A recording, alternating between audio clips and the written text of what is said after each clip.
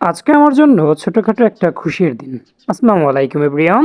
আমি আসাদ মানিকগঞ্জ থেকে। আমার মুরগির চারিপাশে যে ছোট ছোট ফুটফুটে সুন্দর বাচ্চাগুলি দেখতে পাচ্ছেন, এগুলো কিন্তু টার্কি মুরগির বাচ্চা। এখন অনেকেই বলতে পারেন ইনকিউবেটর ছাড়া কেন আমরা ন্যাচারালভাবে মুরগি দিয়ে টার্কির বাচ্চাগুলো ফুটিয়েছি। আসলে আমার একটা প্ল্যান ছিল, আমরা কিছু প্যারেন্টস টার্কি করব। প্যারেন্টস করার জন্য আমি প্ল্যান করলাম যে আমি ন্যাচারালভাবে যেন বাহিরে উন্মুক্তভাবে রাখতে পারি, সেরকমভাবে ছোটোবেলা থেকে মুরগির বাচ্চাগুলোকে গড়ে তুলতে হবে, টার্কি মুরগির বাচ্চাগুলোকে। সেজন্য টোটাল 11 পিসের মতো বসিয়ে দিয়েছিলাম আমার মুরগির নিচে। 11 পিস ডিমের ভিতর আলহামদুলিল্লাহ 11টাতে ব্রণ আসছিল এবং বাচ্চাও চলে আসছিল। 10টা বাচ্চা বের হইতে পারছে, আর বাকি একটা বাচ্চা ডিমের সেল ভেঙে বের হইতে পারছিল না। সে বাচ্চাটা মারা গেছে।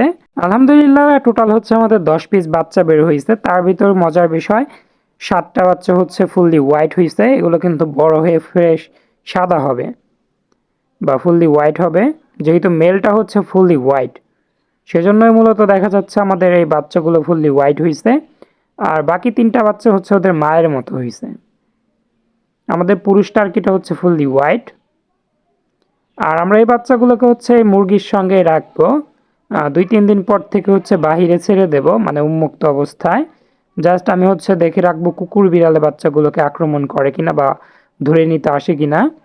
এছাড়া আমি কিন্তু একদম ন্যাচারাল, ঝড় বৃষ্টি যা হয় হোক, ওদেরকে 15 দিন পর্যন্ত একটু কেয়ারিংয়ের মাধ্যমেই রাখবো, যেহেতু ছোট বাচ্চা বৃষ্টিতে ভিজলে আর বাঁচানো হয়তো যাবে না।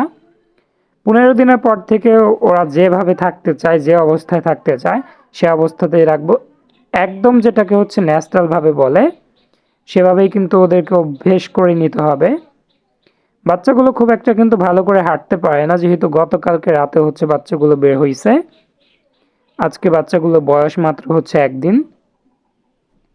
আর এই বাচ্চাগুলো এই মুরগির সঙ্গে থাকলে সব পরিবেশের সঙ্গে মিলে যেতে পারবে, মানে ন্যাচারাল পরিবেশের সঙ্গে।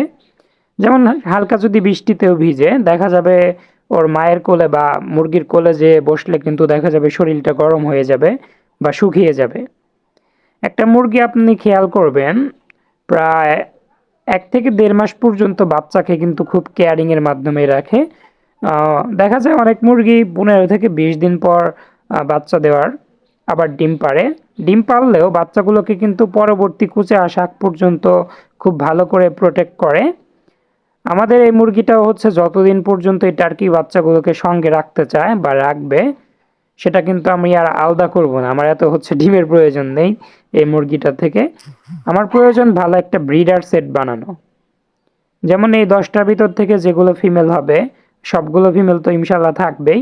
আর হয়তো 2টা একটা মেল আমরা রাখবো, যদি মেলের পরিমাণ বেশি হয়।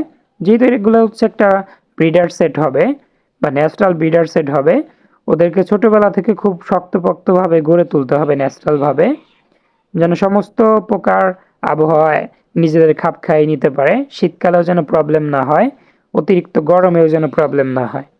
এই বিষয়গুলো মেনটেন করার জন্য মূলত আমি এভাবে দেশি মুরগি দিয়ে বাচ্চাগুলো ফুটিয়েছি। আশা করি সবগুলো বাচ্চা আল্লাহ সুবহানাহু ওয়া তাআলার দোয়ায় বড় করতে পারবো এবং কি এই বাচ্চাগুলো থেকে ডিম উৎপাদনও করতে পারবো।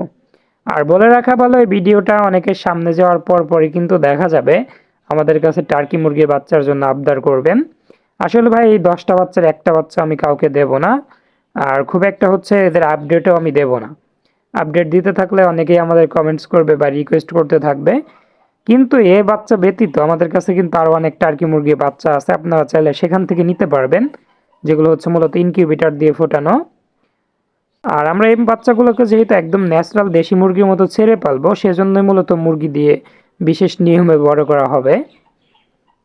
আর ইনকিউবেটর দিয়ে ফোটানো বাচ্চা যদি কারো প্রয়োজন হয়, অবশ্যই আমাদের সঙ্গে যোগাযোগ করলে বাচ্চা নিতে পারবেন। ইনশাল্লাহ আমাদের location Ghior Manikganj, Baniajuri bus stand. ধন্যবাদ সবাইকে, দেখা হবে পরবর্তী আপডেট কোনো ব্লগ বা ভিডিওতে।